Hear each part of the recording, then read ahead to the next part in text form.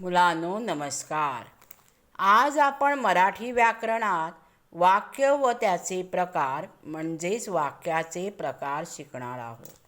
आता वाक्य अनेक शब्दांचा समूह आणि त्या समूहाचा योग्य अर्थ म्हणजे वाक्य होय. उदाहरणार्थ बघा, राधा अभ्यास करते. हे 3 शब्द आहेत. या शब्दामुळे आपल्याला त्याचा अर्थ देखील कळत आहे. पण या कर्तेबद्दल आपण जर बनते लिहिलं तर त्या वाक्याला, त्या शब्दसमूहाला अर्थ प्राप्त होणार नाही. राधा अभ्यास बनते असं आपण म्हणत नाही. म्हणून इथे कर्ते या शब्दाचा उपयोग आपण केलेला आहे. राधा अभ्यास करते या शब्दसमूहाला योग्य अर्थ प्राप्त झालेला आहे, म्हणून त्याला वाक्य असे म्हणतात. आता या वाक्याचे 2 भाग पडतात. एक उद्देश, म्हणजे इंग्रजीमध्ये त्याला तुम्ही सब्जेक्ट असे म्हणता. ज्याच्याविषयी आपण बोलतो तो कर्ता, म्हणजे या वाक्यात राधा हे कर्ता आहे, हे उद्देश आहे. आणि दुसरं आहे विधेय, त्याला तुम्ही प्रेडिकेट म्हणतात. ज्याच्याविषयीचे जे आपण बोलतो त्याला प्रेडिकेट म्हणजे विधेय म्हणतात. आता राधा हे उद्देश, अभ्यास करतो हे विधेय आहे. प्रत्येक वाक्यात उद्देश आणि विधेय असतात. उद्देश आणि विधेयामुळे वाक्य बनते. आता वाक्याचे त्याच्या अर्थानुसार 4 प्रकार पडतात. ते कोणते ते आपण पाहूया. पहिले वाक्य विधानार्थी वाक्य, दुसरे प्रश्नार्थी वाक्य, तिसरे उद्गारार्थी वाक्य आणि चौथे आज्ञार्थी वाक्य. पहिला जो प्रकार आहे विधानार्थी वाक्य, ते काय आपण समजून घेऊया. आता विधानार्थी वाक्याच्या शेवटी पूर्णविराम आपल्याला लिहायचा असतो. आणि हे वाक्य म्हणजे अगदी साधे वाक्य. जे साधे वाक्य असते त्याला विधानार्थी वाक्य म्हणतात. उदाहरणार्थ, आजी गोष्ट सांगते.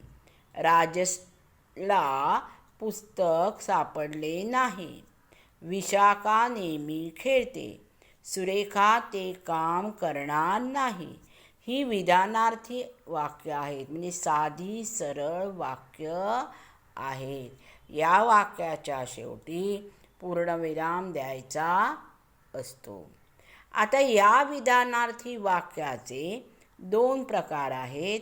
एक होकारार्थी वाक्य आणि दुसरे नकारार्थी वाक्य. होकारार्थी वाक्यामध्ये होकार असतो आणि नकारार्थी वाक्यामध्ये नकार असतो. आता होकारार्थी वाक्य पहा बघू. विशाखा नेहमी खेळते. आजी गोष्ट सांगते. या वाक्यात नेहमी होकार असतो आणि नकारार्थी वाक्यामध्ये नकार असतो. उदाहरणार्थ, राजेशला पुस्तक सापडले नाही. सुरेखा ते काम करणार नाही. ही 2 नकारार्थी वाक्य आहेत.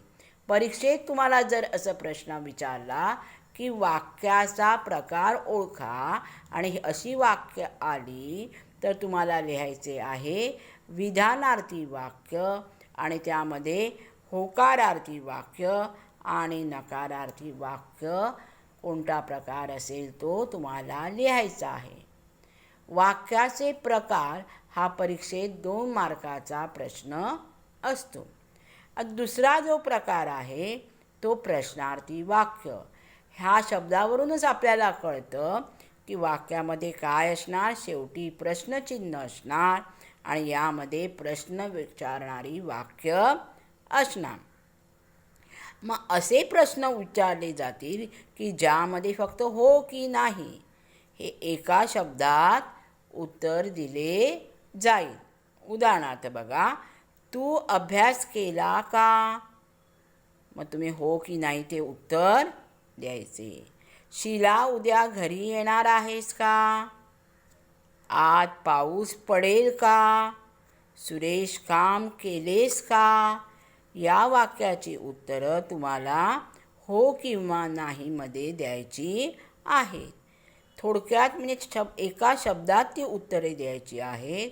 या प्रश्नाच्या शेवटी तुम्हाला प्रश्नचिन्ह लागलेच पाहिजे आणि दिलेच पाहिजे, नाहीतर ते वाक्य चुकीचे समजले जाईल.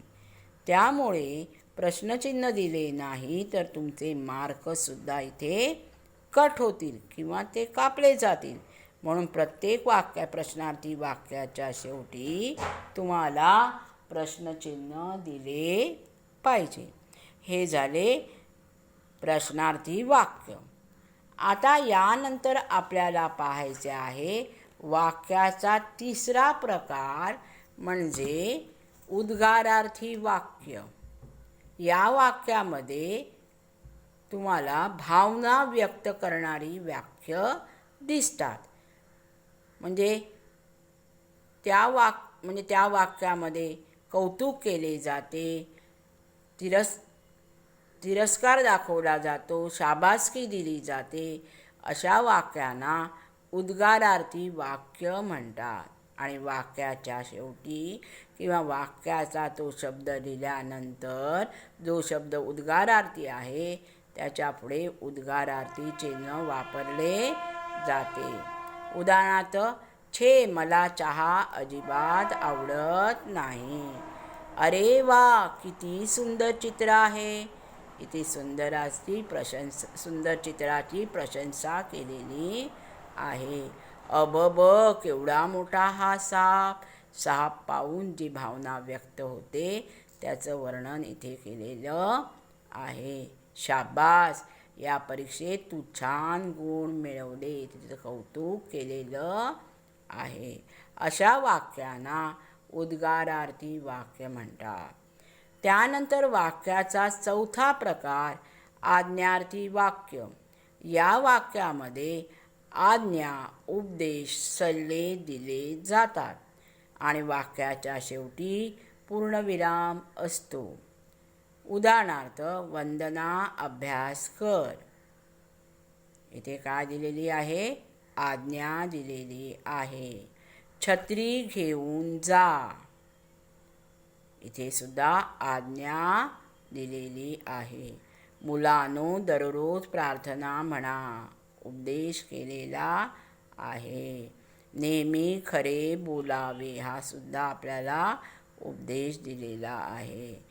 लहान मुलांनी विजेशी खेळू नये. हा सल्ला दिलेला आहे. अशी जी वाक्य असतात त्यांना आज्ञार्थी वाक्य म्हणतात.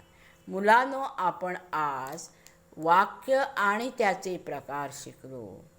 वाक्य म्हणजे काय आणि वाक्याचे प्रकार किती ते पाहिले. पहिले वाक्य होते विधानार्थी वाक्य, दुसरे वाक्य होते प्रश्नार्थी वाक्य, तिसरे वाक्य होते उद्गारार्थी वाक्य आणि चौथे वाक्य होते आज्ञार्थी वाक्य. या वाक्याची उदाहरणे तुम्हाला वहीत लिहून काढायची आहे आणि जे शिकवले आहे ते नीट समजलेच असेल असे मला वाटते. मुलांनो, हे सगळं तुम्हाला वहीत लिहून काढायचं आहे आणि प्रत्येक वाक्याच्या प्रकाराची 2-2 उदाहरणे लिहून मला माझ्या S1 ग्रुपवर पाठवायची आहे. धन्यवाद.